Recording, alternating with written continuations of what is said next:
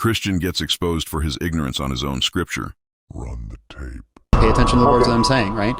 Because I'm trying to figure out why you trust Daniel, but you don't trust, for example, because it lines up with prophetic elements. It lines up with history.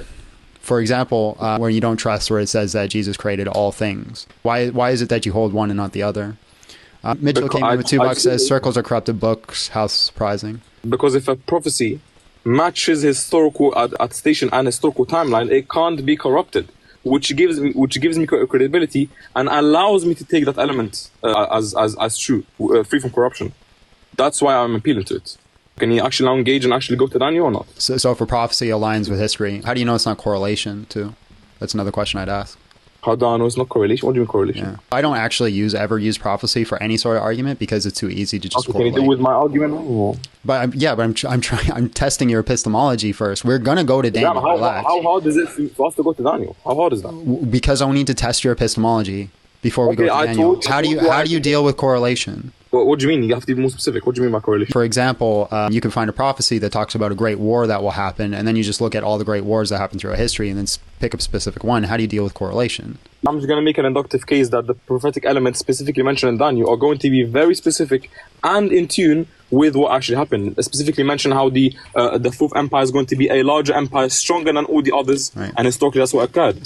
How do you deal with the fact that the scholarly consensus of the fourth empire is Greece?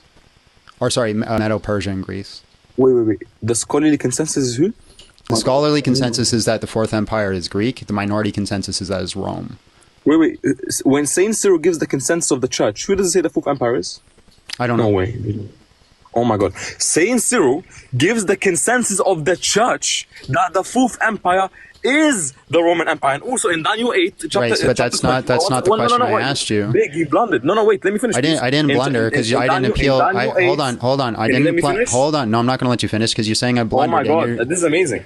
You're saying I blundered. Daniel 8 chapter 20. Okay, I'm gonna mute you. Right, let me finish.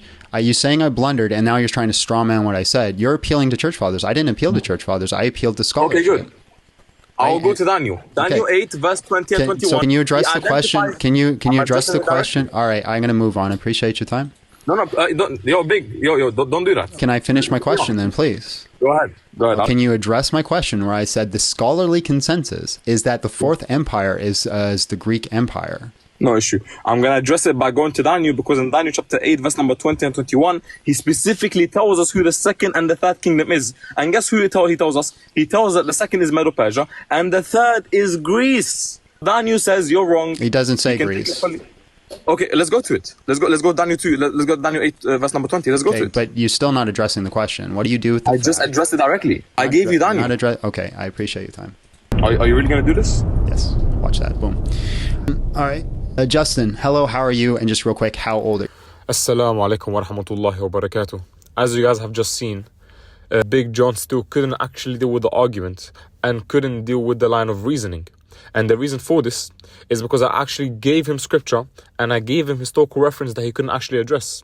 The first one being the consensus of the church given by Saint Cyril, which you can see on the screen now. I'll put it up.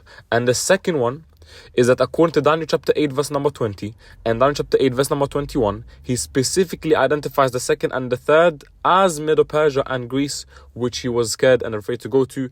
Both are now on the screen for you guys to see and see that these Christians really have nothing to hold on to. Islam is the truth and Islam is the only truth. If you like the content, please feel free to subscribe so I can continue doing the da'wah content. Barakallahu fikum. Wassalamu alaikum wa rahmatullahi wa barakatuh.